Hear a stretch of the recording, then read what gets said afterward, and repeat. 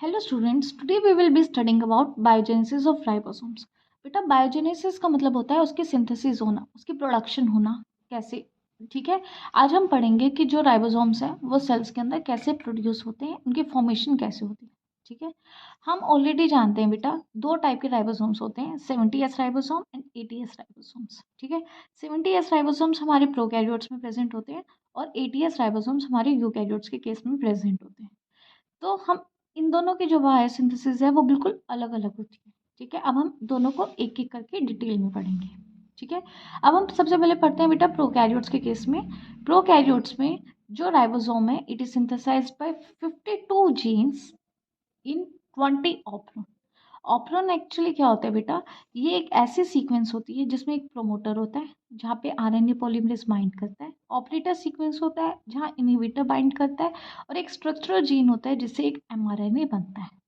ठीक है, तो जो ये 20 ऑपरेन है ना, ये ऐसे एमआरएनए से प्रोटीन्स बनाते हैं जो कि आरएनए पॉलीमरेज और इलोंगेशन फैक्टर्स को एनकोड करते हैं, which is required for the process of translation.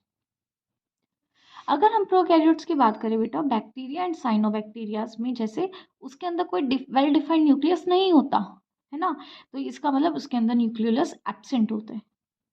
तो जितनी भी बायोसिंथेसिस होती है, it takes place in cytoplasm only. Prokaryotes के अंदर तीन टाइप के आरआरएनएज होते हैं। These are 23S rRNA, 16S and 5S rRNA. ठीक है, इस केस में क्या होता है बेटा, जो 23S और 5S है ना, ये दोनों साइटोप्लाज्मिक प्रोटीन के साथ कंबाइन करके 50S आरआरएनए बनाएंगे। ठीक है, और वहीं जो ये 16S आरआरएनए है, ये साइटोप्लाज्मिक प्रोटीन के साथ कंबाइन होकर 30S आरआरएनए बनाएंगे। ठीक है, तो जो ये 50S है, ये लार्ज सब यूनिट है, ये स्मॉल सब यूनिट है। अब large and small subunit combines in the cytoplasm lead to the formation of 70S ribosome formation. ठीक है, तो it is very simple process in case of prokaryotes. लेकिन यूकैरियोट्स के केस में बेटा हमें पता है कि एक वेल डिफाइंड न्यूक्लियस है। ठीक है, न्यूक्लियोलस प्रेजेंट होता है, यानी वो प्रोसेस अपने आप में ही थोड़ी सी कॉम्प्लिकेटेड हो जाती है। अब हम उसको पढ़ेंगे। ठीक है, अब हम इसके अंदर अगर बात करें बेटा, यूकैरियोट्स के अंदर मोर देन 50 जीन्स ऐसे होते हैं जो कि इन्वॉल्व होते हैं। ठीक है, अगर हम इसके अंदर देखें तो इसके अंदर वेल डिफाइंड न्यूक्लियस है। ठीक है, यानी न्यूक्लियस अपने प्रोटीन्स को अलग बना रहा है, और साइटोप्लाज्म भी है। साइटोप्लाज्म का जो क्रोमोसोम है वो राइबोसोमल प्रोटीन्स अलग से बना रहा है। ठीक है, तो ये जो दोनों प्रोटीन्स हैं आपस में कंबाइन हो रहे हैं। ठीक है, then it leads to the formation of ribosomes. हम इसकी पूरी बायोजेनेसिस डिटेल में अब करते हैं थ्रू अ फ्लो चार्ट।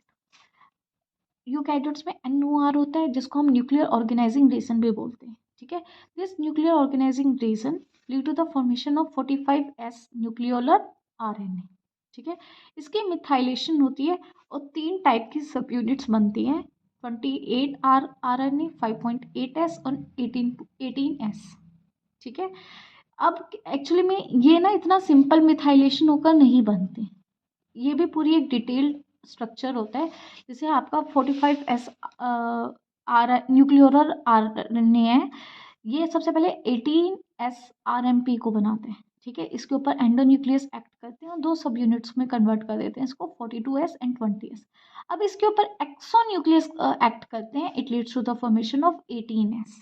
ठीक है, तो जो आप सिंपल यहाँ पे 18S लिखते हो वो सिर्फ मिथाइलेशन का रिजल्ट नहीं है, एक्चुअली में इसमें काफ़ी सब स्टेप्स आते हैं। इसके अंदर 80 इंटरमीडिएट है, 42 20 इंटरमीडिएट है, उसके बाद जाकर आपका 18S बनता है। इन द सेम वे आपका 28 RNA भी इतना सिंपल नहीं बनता। सब ये 45S है। ठीक है, इसके ऊपर एक्सोन्यूक्लियस एक्ट करते हैं, फिर 35S बनता है, फिर इसके ऊपर एक्सोन्यूक्लियस एक्ट करते हैं, तब 32S बनता है, उसके बाद एक्सोन्यूक्लियस एक्ट करते हैं, उसके बाद जाकर 28R RNA बनता है। ठीक है, तो ये इतना सिंपल मिथाइलेशन का प्रोसेस नहीं है, it includes a lot of intermediates. उसके बाद क्या होता है बेटा, जो 28R RNA है, it combines with the 5.8S RNA and ribosomal protein lead to the formation of 60S, जो आपका लार्ज सब यूनिट है। वहीं जो आपका 18S RNA है, it combines with your ribosomal proteins and lead to the formation of 40S RNA। ठीक है, और ये सारी प्रोसेस हो रही है बेटा न्यूक्लियस के अंदर, ठीक है। अब जो आपका 60s rRNA और 40s सब यूनिट्स हैं, ये दोनों subunits will get transported to the cytoplasm, वहाँ पे ये आपस में कंबाइन होकर lead to the formation of 80S ribosomes, ठीक है। तो this was about the biogenesis of ribosomes. I hope आपको समझ में आया होगा। If you have any doubt you can comment in the comment section. Keep watching, thank you.